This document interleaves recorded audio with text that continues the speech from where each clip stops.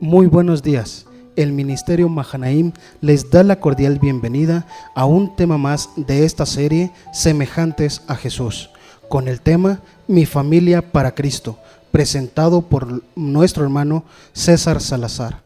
Así les dejamos en el Espíritu del Señor para que este tema sea de gran bendición para nuestra vida. Quiero invitarlos que todos juntos abramos nuestra Biblia en nuestra cita bíblica y puestos de pie, todos juntos a una voz leamos nuestra cita bíblica. Job capítulo 1, versículo 1. Job capítulo 1, versículo 1, todos juntos, dice: Hubo en tierra de Uz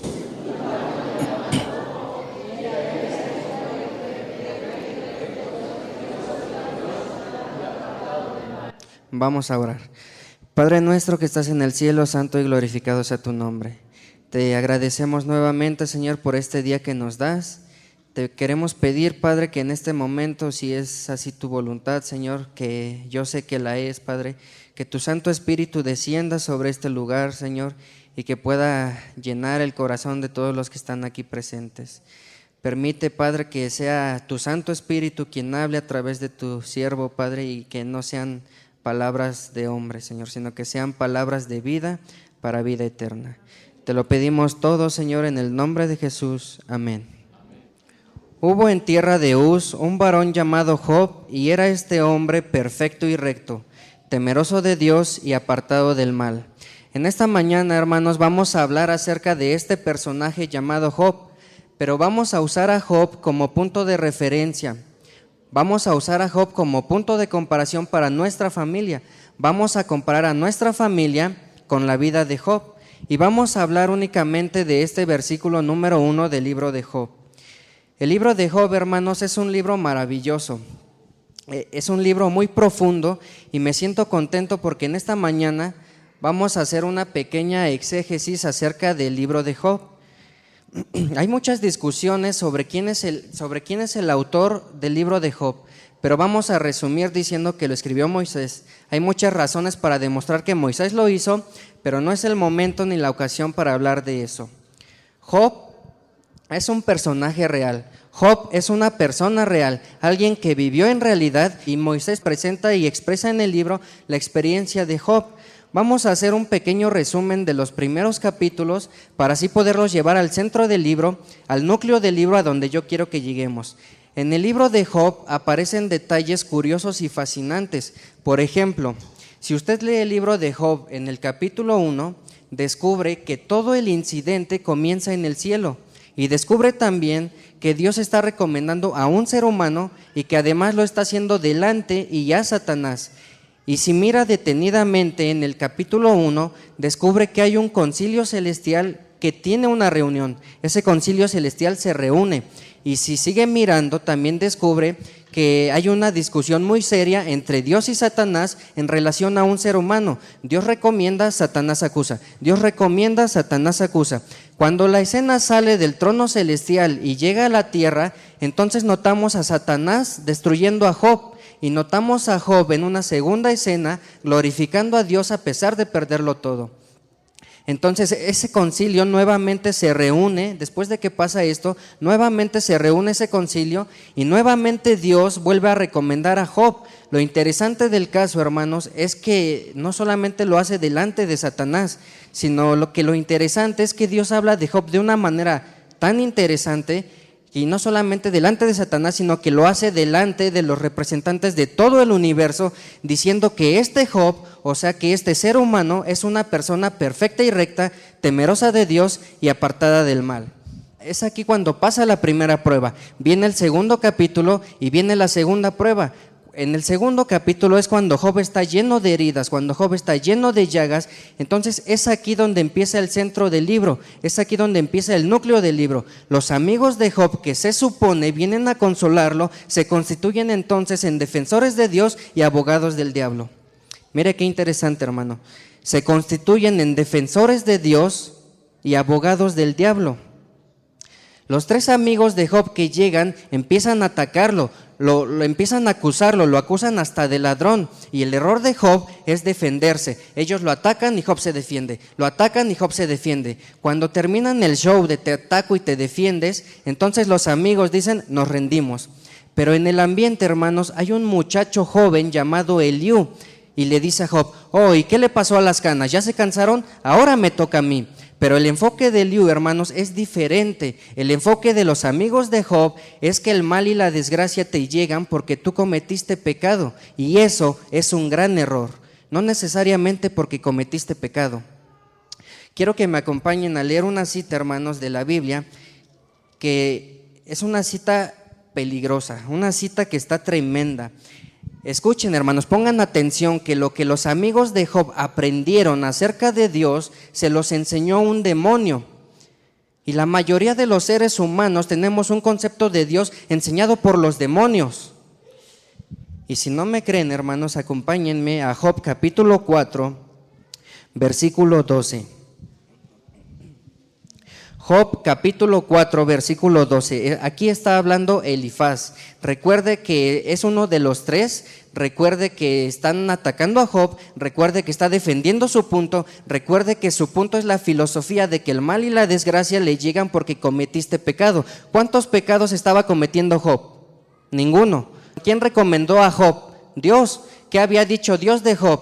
Que era perfecto y recto, temeroso de Dios y apartado del mal. Miren lo que dice esta cita. Job capítulo 4, versículo 12 dice así: el asunto también me era a mí oculto, mas mi oído ha percibido algo de ello. En imaginaciones de visiones nocturnas, cuando el sueño cae sobre los hombres, me sobrevino un espanto y un temblor que estremeció todos mis huesos. Y al pasar un espíritu por delante de mí, hizo que se erizara el pelo de mi cuerpo. Paróse delante de mis ojos un fantasma. ¿Qué dice, hermanos? Un fantasma. ¿Con quién asocia usted los fantasmas? Con el diablo. ¿Quiénes son los que aparecen simulando que son los familiares muertos? Los demonios. Entonces, ¿quién se le apareció a este hombre? Un demonio. Y miren lo que los demonios piensan acerca de Dios. Cuyo rostro yo no conocí, y quedo oí que decía: ¿será el hombre más justo que Dios? ¿Será el varón más limpio que el que lo hizo? He aquí, en sus siervos no confía. Qué mentira tan grande. Y notó necedad en sus ángeles, cuánto más en los que habitan en casas de barro, cuyos cimientos están en el polvo y que serán quebrantados por la polilla. De la mañana a la tarde son destruidos y se pierden para siempre sin haber quien repare en ellos. ¿Quién es el que está hablando aquí, hermanos? Un demonio. ¿Está hablando un demonio o no? Ok. Sigue diciendo: su hermosura no se pierde con ellos mismos y mueren sin haber adquirido sabiduría. ¿Le parece, hermano, que es un mensaje positivo lo que acaba de decir este demonio? Este demonio acaba de decir que Dios no confía en sus siervos porque somos polvo. ¿Le parece que es un mensaje positivo, hermano? Entonces, con esa mentalidad vienen los amigos de Job, con esa mentalidad vienen y atacan a Job, lo atacan hasta de ladrón, lo atacan de sinvergüenza. Si usted lee en la Biblia todo lo que sus amigos dicen, se queda sorprendido de tantas barbaridades que hablan los amigos de Job. Pero bueno, vamos a dejar a los amigos de Job a un lado. Vamos a terminar con los amigos de Job. Luego de que los amigos de Job hablan, entonces viene Eliú. Pero el enfoque de Eliú es diferente. Eliú es una persona mucho más joven que todos los que estaban ahí, más joven que Job, más joven que sus tres amigos, y Eliú les está diciendo a ellos: oigan, ustedes son las personas adultas, ustedes son las personas maduras, ustedes son los que deberían de ser sabios, pero ahora ustedes me van a escuchar a mí y van a escuchar lo que yo pienso y opino acerca de lo que ustedes están hablando. Pero el enfoque de Eliú es diferente, hermanos. El enfoque de Eliú es un enfoque bien dirigido. Pero bueno, después de que los amigos de Job hablan, viene Eliú. Pero después de que Eliú habla, viene Dios y habla con Job. Y hermanos, miren qué hermoso al final, en el capítulo 42, cuando Dios habla con Job, miren qué hermoso cuando Job Vamos a leerlo mejor. Job capítulo 42, versículo 1. Job capítulo 42, versículo 1. Aquí está hablando Job y mire, hermanos, ponga atención qué palabras tan bonitas dice Job. Dice así: respondió Job a Jehová y dijo: yo conozco que todo lo puedes y que no hay pensamiento que se esconda de ti. ¿Quién es el que obscurece el consejo sin entendimiento?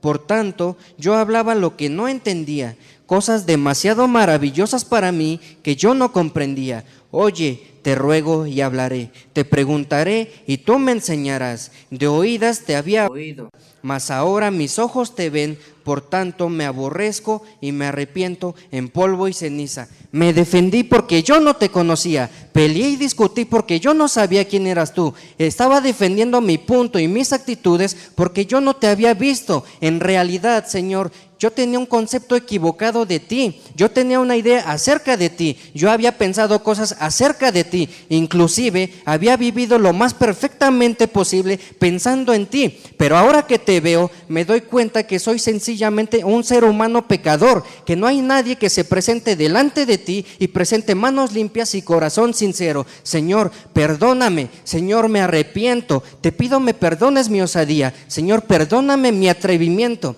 Cuando nosotros leemos el libro de Job, hermanos, descubrimos que Job empieza a defenderse delante de Dios. Si yo pudiera encontrarme con Dios, si yo pudiera estar delante de Dios, entonces yo iría y le diría. Si yo pudiera estar en la silla de Dios, yo iría y le diría. Y ahora que lo tiene enfrente, ahora que lo puede ver, ahora que puede empezar a defenderse, dice: no, yo verdaderamente soy un fracaso.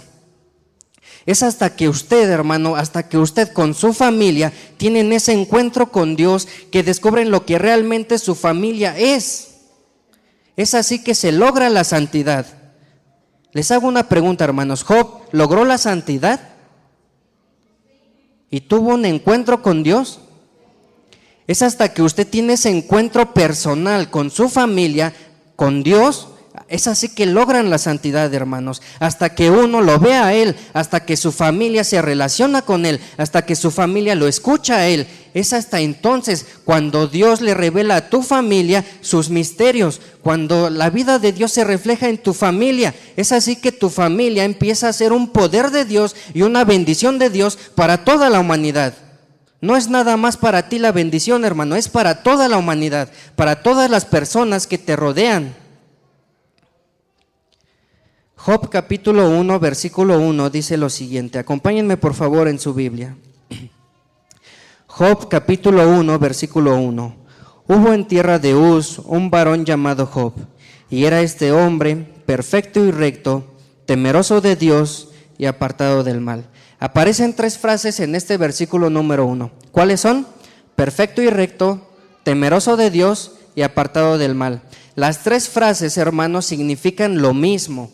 La figura literaria que aparece en el versículo 1 se llama paralelismo de las líneas. La figura literaria hebrea, paralelismo de las líneas, significa que una misma idea se presenta increscendo, es decir, se presenta desde abajo y poco a poco va creciendo hasta llegar hasta arriba.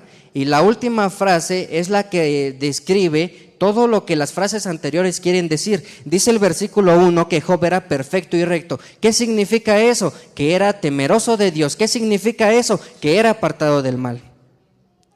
Cuando nosotros notamos esta figura hebrea, paralelismo de las líneas, notamos que Dios habla de Job usando esta figura, y notamos que la misma frase se repite 3 veces en el capítulo 1 y en el capítulo 2.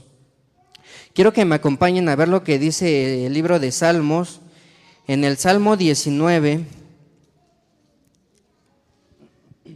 Salmo 19, versículos del 7 al 10. Salmo 19, a partir del 7, dice lo siguiente: La ley de Jehová es perfecta, que convierte el alma. El testimonio de Jehová es fiel, que hace sabio al sencillo. Los mandamientos de Jehová son rectos, que alegran el corazón. El precepto de Jehová es puro, que alumbra los ojos. El temor de Jehová es limpio, que permanece para siempre. Los juicios de Jehová son verdad, todos justos. Todo significa lo mismo, paralelismo de las líneas, una figura literaria muy usada por los judíos. ¿Y por qué la usa Dios, hermanos? Me gusta cuando Dios usa estas frases. ¿Saben que a Dios le gusta escribir poemas, hermanos? ¿Sabían ustedes que a Dios le gusta escribir poemas? Pero ¿saben qué es lo que me gusta de Dios, hermanos? Que cuando Dios se encuentra de quién hablar bien, se goza. Dios se goza cuando encuentra de quién hablar bien y expresa palabras hermosas acerca de esa persona. Y lo que Dios quiere, hermano, en esta mañana es encontrar a tu familia, que sea una familia santa, una familia consagrada a Dios, en la que Dios pueda expresarse tan maravillosamente de tu familia. Quiero que me acompañen, hermanos, a leer una cita. Es un poema lo que Dios escribe. En el libro de Ezequiel, Dios se expresa de 3 jóvenes que dedicaron su vida solamente a honrar, a glorificar y alabar el nombre de Dios. Dios se expresa claramente de estos 3 jóvenes. Acompáñenme, por favor, al libro de Ezequiel, capítulo 14. Ezequiel, capítulo 14, versículo 12. Dice así, Ezequiel capítulo 14, versículo 12. Vino a mí palabra de Jehová diciendo: Hijo de hombre, cuando la tierra pecare contra mí rebelándose pérfidamente, y extendiere yo mi mano sobre ella, y le quebrantare el sustento del pan, y enviare en ella hambre, y cortare de ella hombres y bestias. Ponga atención a lo que dice ahora. Si estuviesen en medio de ella estos 3 varones, Noé, Daniel y Job, ellos por su justicia librarían sus propias vidas, dice Jehová el Señor. ¿Le está poniendo nombre, sí o no, hermanos? Mire qué cosa linda sigue diciendo. Y si hiciere pasar bestias feroces por la tierra y la asolaren, y quedare desolada, de modo que no haya quien pase a causa de las fieras, y estos 3 varones estuviesen en medio de ella, vivo yo, dice Jehová el Señor, ni a sus hijos ni a sus hijas librarían, ellos solos serían librados, y la tierra quedaría desolada. ¿Conocía Dios a estos 3 caballeros, hermanos? Mire más. O si yo trajere espada sobre la tierra, y dijere: espada, pasa por la tierra, e hiciere cortar de ella hombres y bestias, y estos 3 varones estuviesen en medio de ella, vivo yo, dice Jehová el Señor, no librarían a sus hijos ni a sus hijas, ellos solos serían librados. ¿Está diciendo 3 veces esto el Señor, hermanos? ¿Está diciendo 3 veces esto el Señor? Mire la 4. O si enviare pestilencia sobre esa tierra y derramare mi ira sobre ella en sangre, para cortar de ella hombres y bestias, y estuviesen en medio de ella Noé, Daniel y Job, vivo yo, dice Jehová el Señor, no librarían a hijo ni a hija, ellos por su justicia librarían solamente sus propias vidas. ¿Pueden los seres humanos, hermanos, en medio de un mundo pecaminoso, pueden lograr la santidad? Job era un ser humano como tú y como yo, hermanos. Y si Job pudo, ¿nuestra familia podrá? Recuerden que estamos haciendo un punto de comparación con nuestra familia y Job, ¿sí? ¿Pueden las familias, hermanos, en medio de un mundo pecaminoso, en medio de un mundo de maldad, en medio de un mundo de dolor, pueden las familias lograr esa santidad? ¿Pueden o no pueden, hermanos? Y ser santo significa estar apartado para un uso sagrado. Ser santo significa estar apartado para un uso sagrado. Acabamos de leer en el libro de Ezequiel algo que se repite 4 veces. Y les pregunto algo, hermanos, si hay algo que se repite en la Biblia, ¿será porque es cualquier cosa? ¿O por qué será que se repite? ¿Por qué? Porque es algo importante, hermanos, porque Dios quiere enseñarnos algo, porque no es cualquier cosa, porque Dios quiere revelarle a tu familia algo. Y ahora quiero que vayamos nuevamente a nuestra cita bíblica que se encuentra en Job capítulo 1, versículo 1. Job capítulo 1, versículo 1 dice: hubo en tierra de Uz un varón llamado Job, y era este hombre perfecto y recto, temeroso de Dios y apartado del mal. Noten lo que dice el versículo número 8. Y Jehová dijo a Satanás: ¿no has considerado a mi siervo Job, que no hay otro como él en la tierra, varón perfecto y recto, temeroso de Dios y apartado del mal? ¿Sí se están dando cuenta, hermanos, que se repite lo mismo? ¿Sí se repite o no? Capítulo 2, versículo 3, dice lo siguiente: y Jehová dijo a Satanás: ¿no has considerado a mi siervo Job, que no hay otro como él en la tierra, varón perfecto y recto, temeroso de Dios y apartado del mal, y que todavía retiene su integridad, aun cuando tú me incitaste contra él para que lo arruinara sin causa? ¿Lo está recomendando Dios, hermanos? ¿Está recomendando Dios a Job? ¿Está recomendando Dios a un ser humano? ¿Sabe Dios lo que está pasando con tu familia, hermano? ¿Sabe Dios quién es tu familia? ¿Sabe qué siente tu familia en este momento? ¿Sabe o no sabe, hermanos? ¿Y cuántos de nosotros, hermanos, estamos dispuestos a ser como Job, pero con nuestra familia, a lograr la santidad familiar? ¿Cuántos estamos dispuestos, hermanos? Saben, hermanos, que cuando Job, quiero que me acompañen al capítulo 42. Para ir finalizando, acompáñenme al capítulo 42, a partir del versículo 7. Dice lo siguiente: y aconteció que después que habló Jehová estas palabras a Job, Jehová dijo a Elifaz temanita: mi ira se encendió contra ti y tus dos compañeros, porque no habéis hablado de mí lo recto, como mi siervo Job. Les hago una pregunta, hermanos. En este momento, ¿Job estaba lleno de heridas? ¿Estaba lleno de llagas? ¿Estaba enfermo? ¿Estaba solo? ¿Estaba o no estaba, hermanos? ¿Sí? Y ahora Dios le dice a Elifaz, que era uno de los tres que lo estaban acusando, le dice: mi ira se encendió contra ustedes, ahora vayan. Vamos a ver lo que dice el versículo 8, ahí el que sigue, dice: ahora pues, tomaos 7 becerros y 7 carneros, e id a mi siervo Job, y ofrecer holocausto por vosotros, y mi siervo Job orará por vosotros, porque de cierto a él atenderé, para no trataros afrentosamente, por cuanto no habéis hablado de mí con rectitud, como mi siervo Job. Les vuelvo a preguntar, hermanos, ¿Job estaba lleno de heridas en ese momento? ¿Estaba lleno de llagas? ¿Estaba enfermo? ¿Estaba solo? ¿Lo había perdido todo? ¿Había perdido sus criados? ¿Había perdido sus animales? ¿Había perdido sus haciendas, sus propiedades? ¿Lo había perdido, sí o no, hermanos?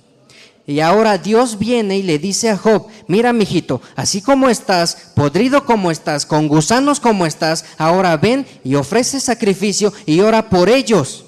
Dios viene y habla con Job, pero no solamente es una plática normal, sino que está humillando a Job, no solamente delante de él, sino que lo está humillando delante de las personas que lo maltrataron. ¿Cómo es esto, hermanos? ¿Cómo se entiende esto? Saben, hermanos, el Señor no va a apapachar nuestro orgullo. El Señor no va a apapachar el orgullo de tu familia, hermano. Y aquí tenemos la prueba. Dios humilló a Job delante de las personas que lo maltrataron, ¿sí o no, hermanos? ¿Sí o no, hermanos? Lo humilló delante de las personas que lo maltrataron y aún no le quitaba su desgracia. Job estaba todavía en su enfermedad. Job aún no había recuperado nada. Pero miren, hermanos, qué hermoso al final. Dice, vamos a leer desde el 9. Fueron pues Elifaz temanita, Bildad suita y Sofar naamatita, e hicieron como Jehová les dijo, y Jehová aceptó la oración de Job. ¿Qué dice al final, hermanos? ¿Que Jehová hizo qué? Que Jehová aceptó la oración de Job. Y ahora yo les hago una pregunta, hermanos. ¿Verdad que hay personas que no nos quieren? ¿Hay personas que no nos quieren o no? ¿O a ti todo el mundo te quiere? Hay personas que no nos quieren. ¿Qué debemos de hacer por esas personas? Orar por ellos. Hay personas que nos maltratan, ¿sí o no, hermanos? ¿Qué debemos de hacer por esas personas? Orar. Y dice Dios, se presentó ante Job y le dijo, ahora tú vas a orar por los que te maltrataron. Y dice al final que Dios escuchó la oración de Job. Pero miren lo que sigue diciendo. Y con esto vamos a terminar. Versículo 10. Y quitó Jehová la aflicción de Job cuando él hubo orado por sus amigos, y aumentó al doble todas las cosas que habían sido de Job. Hermanos, qué hermoso. ¿Qué es lo que hizo Job?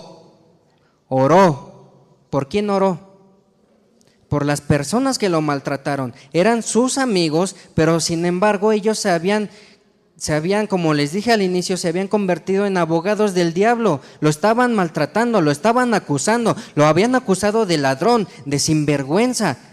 Y ahora Job no le tomó en cuenta eso a sus amigos, sino que Job obedeció a Dios y oró por sus amigos. Y dice al final que Job, cuando oró, le multiplicó Dios lo que había perdido, ¿sí o no, hermanos? Y dice también que le quitó su enfermedad cuando él hubo orado por sus amigos. Así que si Dios tiene un buen concepto de Job, hermanos, y Dios viene con Job y hace todo esto que ya acabamos de explicar, ¿qué va a pasar si Dios tiene buen concepto de tu familia, hermanos? Si Dios tiene buen concepto de tu familia, no tienes por qué defenderte de nadie. Si Dios piensa bien de tu familia, ¿quién va a pensar mal de tu familia? ¿No dice la Biblia, si Dios está conmigo, quién contra mí? Si Dios está con tu familia, hermano, ¿quién va a estar en contra de tu familia? Entonces ya no tienes que defenderte más, ya no tienes que ser abogado del diablo. Lo único que tienes que hacer, hermanos, es orar pidiendo por las personas que te maltratan. Y entonces así tu familia logrará la santidad que logró Job. ¿Cuántos están dispuestos a lograr la santidad familiar, hermanos? ¿Puedo ver sus manos? Quiero pedirles, hermanos, que si ustedes están dispuestos a lograr esa santidad familiar, si ustedes quieren hacer un pacto con Dios de la misma manera en que lo hizo Job, que tomen a su esposa, tomen a sus hijos y arreglen las cosas hoy con Dios, hermanos. Dejémonos de tonterías. Miren lo que dice Job capítulo 1, versículo 7. Dice, y dijo Jehová a Satanás, ¿de dónde vienes? Respondió Satanás a Jehová y dijo, de rodear la tierra y de andar por ella. Es decir, le está diciendo, vengo de andar por mis dominios, vengo de andar por donde yo soy el jefe, vengo de andar por donde yo mando. Y les hago una pregunta, hermanos, ¿está Satanás y sus demonios en todo el mundo? ¿Están caminando por cualquier lugar? ¿Y entonces por qué usted vive como vive? El mal es real, hermanos. Entonces, ¿por qué jugar con el pecado? En la Biblia también encontramos, hermanos, historias donde los ángeles de Dios vienen, bajan del cielo y caminan con las personas. Los ángeles de Dios cuidan a las personas, los defienden. ¿Encontramos o no, hermanos? Entonces, ¿por qué ese estilo de vida, hermano? Entonces, ¿por qué ofender a Dios en su misma presencia? Si nosotros tuviéramos en mente que Dios está con nosotros, dejaríamos de hacer muchas cosas, ¿verdad? ¿Sí o no, hermanos? Si nosotros tuviéramos en mente que el ángel de Dios viene y está apuntando lo que hacemos para al final del día llevar un informe al cielo, nosotros viviríamos más perfectamente, más rectos como lo hizo Job. ¿Qué piensa Dios de tu familia, hermanos? Cuando se reúnen ante el concilio celestial, ¿qué piensa Dios de tu familia? Cuando se reúnen los representantes de todo el universo, ¿qué piensa Dios de tu familia? En su diálogo con el Señor Jesús, ¿qué opina Dios de tu familia? ¿Verdad que es para preocuparnos, hermanos? ¿O no les interesa? ¿Es para preocuparnos, sí o no, hermanos? Saben, hermanos, les tengo buenas noticias. Dice el espíritu de profecía que no debiéramos preocuparnos en lo que Dios piensa acerca de nosotros, sino que debiéramos ocuparnos en lo que Dios piensa acerca de Cristo, quien es nuestro sustituto. Alabado sea el nombre de Dios, hermanos. Quiero que me contesten, ¿qué piensa Dios de Cristo, hermanos? Contéstenme, ¿Qué piensa Dios de Cristo? ¿Qué es amor? ¿Perdón? ¿Qué más? ¿Qué piensa Dios de Cristo?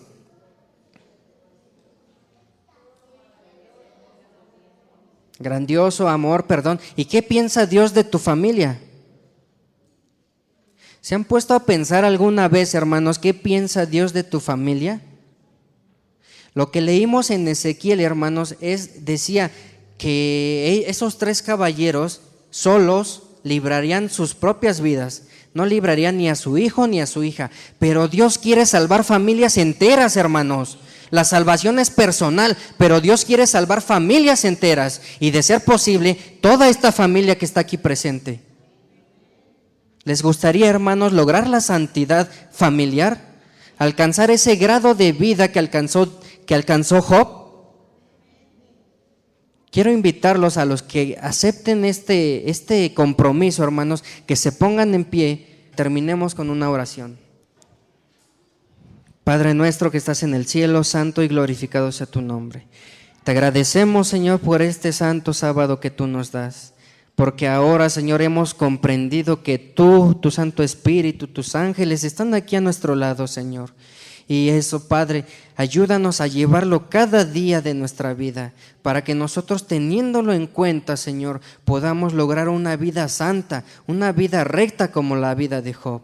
Ayúdanos, Señor, pero no solamente como personas, sino ayúdanos, Padre, como familia. Ayúdanos a resolver primeramente los problemas que hay dentro de nuestra familia, Señor, porque si hay problemas, entonces tú no puedes hacer nada, Señor. No puedes hacer nada con esta familia porque tiene un corazón duro.